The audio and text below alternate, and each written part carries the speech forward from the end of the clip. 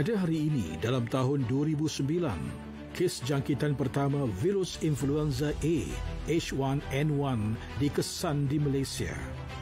Mangsa, seorang lelaki berusia 21 tahun baru saja pulang dari Amerika Syarikat pada 13 Mei 2009 dengan menaiki penerbangan Sistem Penerbangan Malaysia MAS MH091. Pada hari pertama ketibaannya, tiada sebarang simptom ditunjukkan oleh beliau sehinggalah keesokan harinya apabila mangsa demam dan mengalami sakit tekak dan sakit badan.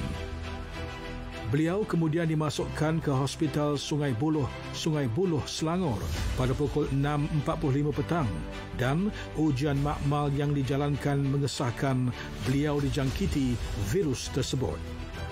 Beliau seterusnya dikuarantin di hospital berkenaan bagi mengelakkan penularan virus tersebut. Kes ini menjadikan keseluruhan kes yang dikesan di serata dunia meningkat kepada 7,522 kes di 36 buah negara. Kes pertama virus ini dikesan pada 17 April 2009 di California, Amerika Syarikat.